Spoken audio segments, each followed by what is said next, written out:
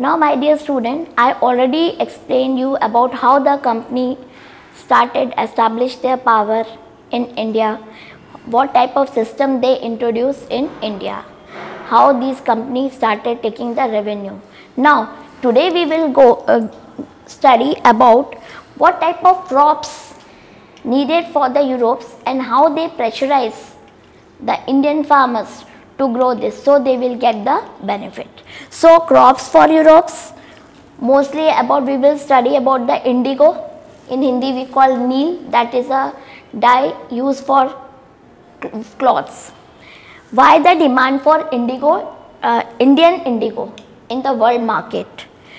How the British they turned to India? How was the indigo cultivated? What are the process? What is the niche system of cultivation? What is the variety system of cultivations and Blue Rebellion and after Indigo Commission after the rebellion. Crops for Europe.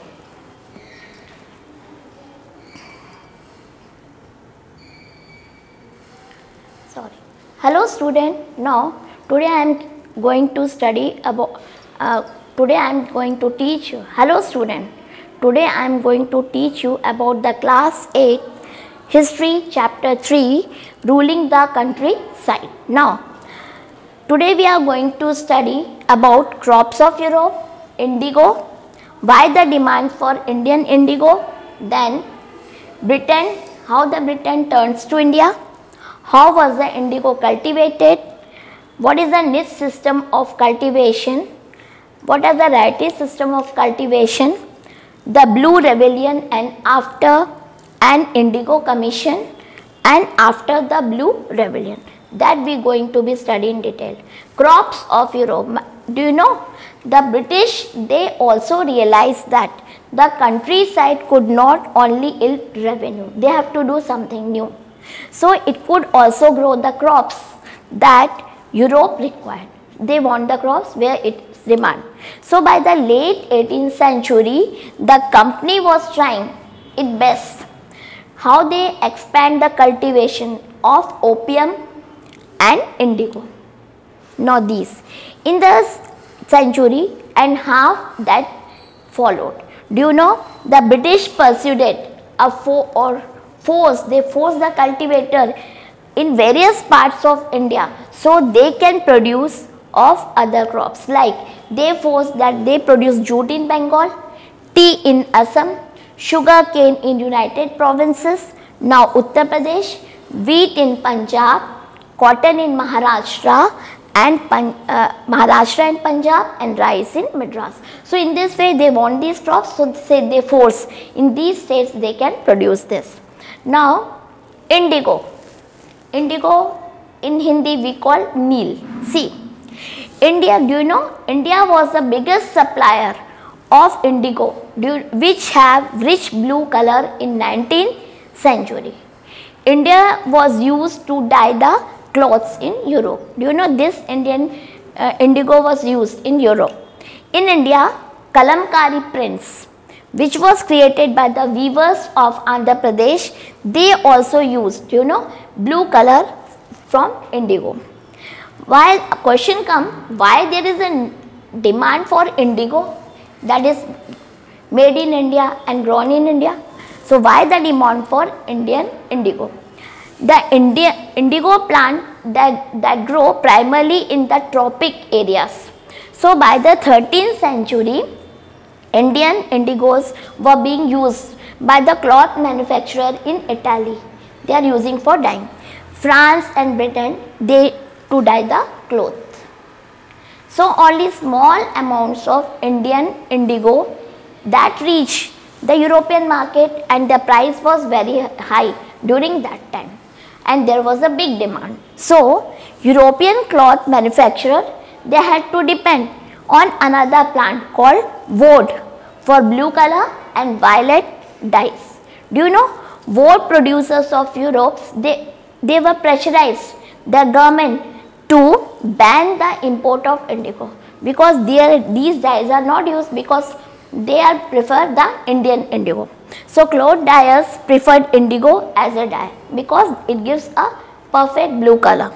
Indigo produce a rich blue color, whereas the dye from wood it shows pale and dull color. That is why the Indian indigo demand is much in the world market.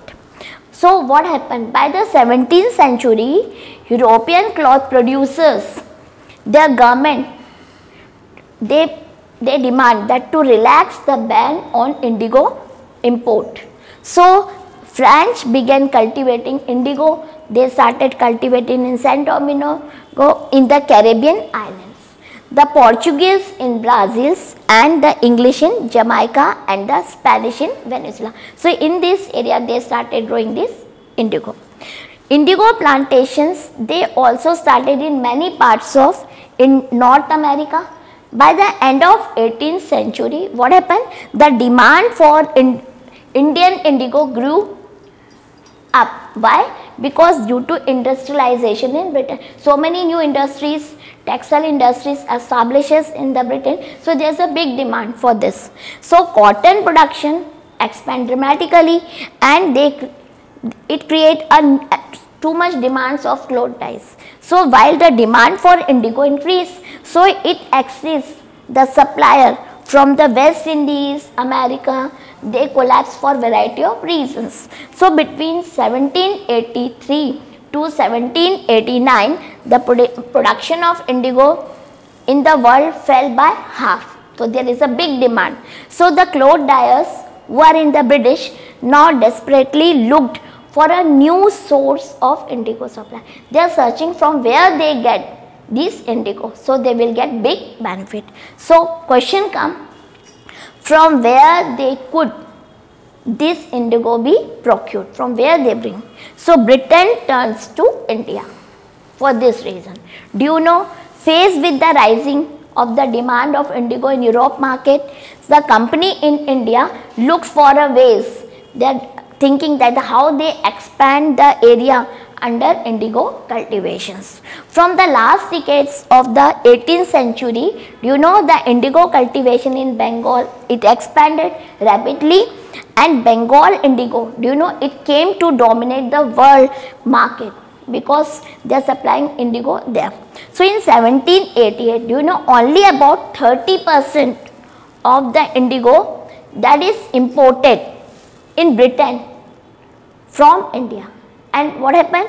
By 1810, the proportion had gone up to 95%. So they had seen that how the indigo is produced well in India, so they will get good economy from India and sell them in the markets. So as the indigo trade grew, it will be growth. Commercial agents of other countries and officials of the company, they began to investing in indigo production because they know they will get big benefit from it. And they attracted by the, why they attracted? Because they know they will get high profits. Numerous Scotsmen and Englishmen, they came to India and become planters because they know there will be good benefits. How was indigo cultivated? See how they are cultivated. There were two main systems of indigo cultivation, that is niche and royalty. What is in the niche system? Do you know the niche system of cultivation? Within this system, the planters, they produce indigo in the land and that is directly controlled in their hand.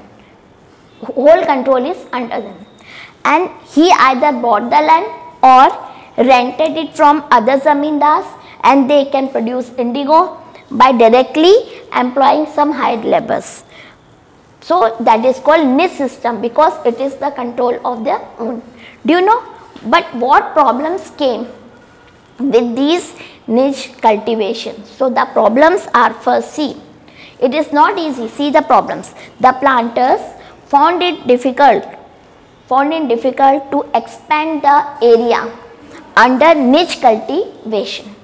Do you know, indigo could be cultivated only on fertile lands. That is a problem, and these were already densely populated area. That is the first problem. Second, do you know, only small plots scattered over the landscape could be acquired. So planters needed in the plantation. Where could they get such type of landforms so they can plant? They attempt to lease in the land around the indigo. So wherever the indigo factory established, around that area they get the land and evict the patients from the area. But do you know, this always led to conflict and tension, because they made the area for growing it near the factories and they hired these patients and laborers. A large plantation, but do you know, for growing this indigo, a large plantation requires and it needs a vast number of laborers who can work, which was not available at a time during that time. And when they were usually busy with rice. Why the laborers are not available? Because during that time they are busy on growing the rice in the lands. Niche cultivation on a large scale, it required many plugs, investing on purchase. First they have to purchase plugs and they maintain and how to maintain this plug, and was a big problem, and it lot of money on it. Till the 19th century, the planters were reluctant to expand area under niche cultivation. Do you know, less than 25% of the land producing indigo was under this system, means not getting too much benefit of it. Now the next system is called righty system of cultivation. Now under the righty system, the planters force the rights to sign an agreement that we call satta. They pressurize the village. What they are doing? They pressurize the village headmen to sign the contract on behalf of the rights. Now what happened?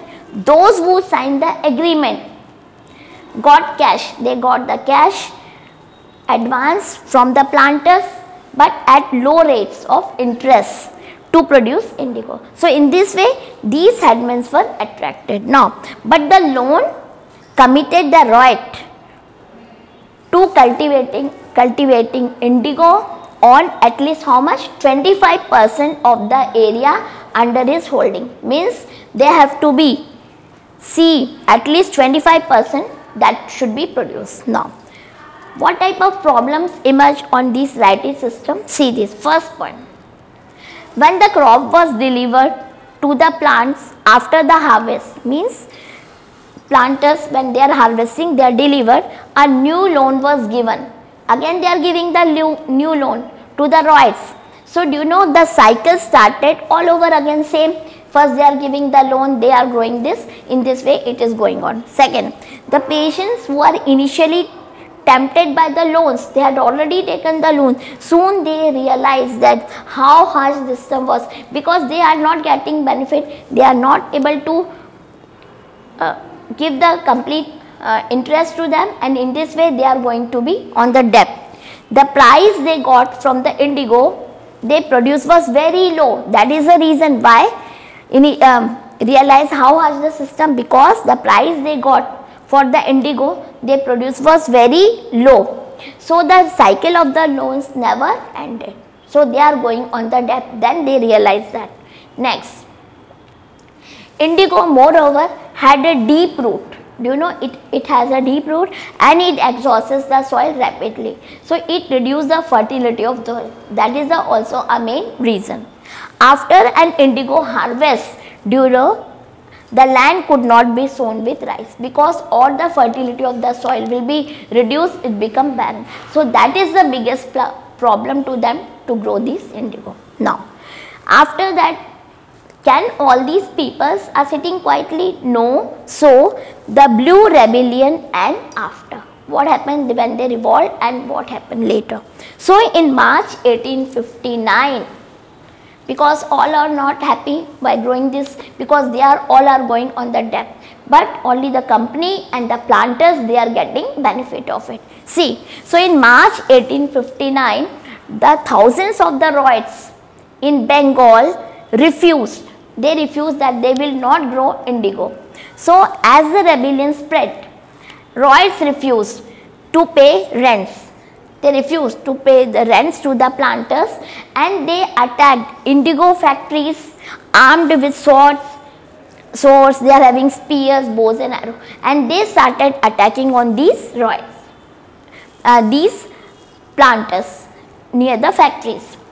Even women, they turned up to fight with, they are started using pots and kitchen implements. And those who work for the planters like the gomastas, they were beaten up, and socially they were boycotted by the farmers. So what happened in 1859, the Indigoroids felt that they had the support of local zamindars and the village headmen in their rebellion against the planters. So in many villages, those were headmen who had been forced to sign the indigo contracts, mobilize the indigo patients, and they started fought with lathias. Lathias means they are having the strong men, powerful men who are helping them. In other places, even the zamindars went around the villages urging the Roids to resist the planters. When the news spread that the revolt of Indigo district, the lieutenant governor toured the region in the winter 1859. He wanted to know what is the reason behind this rebellion.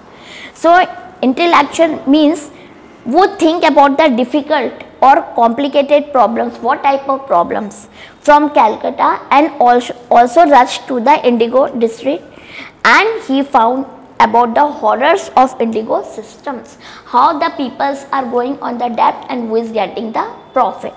So they established a commission that is called the Indigo Commission. See, the government was worried by rebellion.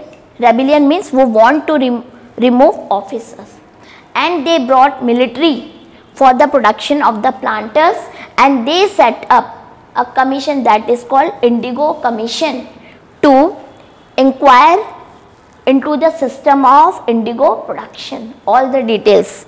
So the commission, what they suggested, what type of suggestions they had given? First, the planters were guilty and they used some coercive method to control the Roids. Second, indigo production was not profitable for Roids. Third, the Roids could fulfill their existing contracts but also could refuse. They can refuse to produce indigo in the new future, means nobody can compel, then they have to be grow the indigo. After the Blue Rebellion, what happened later? After the revolt, the indigo production collapsed. It was totally collapsed in the Bengal, and the planters shifted their operation to Bihar because they know that in Bengal nobody is ready. So where they go, so they started moving toward the Bihar. So with the discovery of synthetic dyes in the late 19th century, their business was severely affected, but yet they managed to expand their productions. So when Mahatma Gandhi returned from South Africa, a patient from Bihar, they persuaded him to visit Champaran and see the conditions of the indigo cultivators. Their condition become the same as earlier in the Bengal, and cultivators there. Mahatma Gandhi visit in 1917 and marked the beginning of the movement that we know is called Champaran movement against the indigo planters. So did you understand the lesson how a small company entered in India, and earlier topics you studied how they increased their power, and when they increased their power, they started thinking that how they can take more and more benefit from the country. So they moved toward the crops and they compel which type of crops in which state they have to grow. So we have taken here in this topic the indigo, how the indigo is important and how they pressurized, what type of system they made, and how the Indians, the patients during that time and the peoples, they done the revolt against this system. Now we will see the exercise. Now first question, describe the main features of the permanent settlement that we studied earlier. Now the main features of permanent settlement, by the terms of settlement, the Rajas and Talukdars were recognized as Zamindar. Zamindars were asked, what is the duty? They were asked to collect the rent from the patients and they pay revenue to the company. The amount to be paid by the zamindars were fixed and permanently, therefore it was not increased even in future. These are made. Question number 2. It would ensure a regular flow of revenue into the company and it encouraged the zamindars to invest improving the land. As the rate of revenue was fixed, so the zamindars would get benefit from increase the production of land. See, how was the Mahalwari system different from the permanent settlement? See, Mahalwari system, see, it was decided that the rate of revenue was to be revised periodically, not permanently fixed. But what about the permanent settlement? Under the permanent settlement, the rate of revenue was fixed permanently, therefore it was not to be increased over in future. Second point, in the permanent settlement, the zamindars were given the charge that how they collect the revenue from the patients and paying it to the company, and in the Mahalwari system the charge collecting the revenue and paying it to company was given to the village admin. That is the difference. See, the Mahalwari system came into the effect in 1822 and this will be by the 1793. See next. Give two problems which arose within the new Monero system of fixing revenue. See, it was driven by two desire. What is the main? To increase the income from the land. Revenue official fixed a very high demand which patients were unable to pay. Second one, it was believed that the new system that would be transform the patient into rich farmers, but it failed to happen. Next, why were the Royals reluctant to grow indigo? Why they refused? See, because we are not just, we have seen indigo could be cultivated only in the fertile land, and but the patients refuse to cultivate because they are growing what? Which crops they are growing there? Rice. So indigo plant had deep roots and it exhausts the soil rapidly, and after when they harvest these indigo crops, what happened? Land could be not useful for rice cultivation. That is the biggest reason.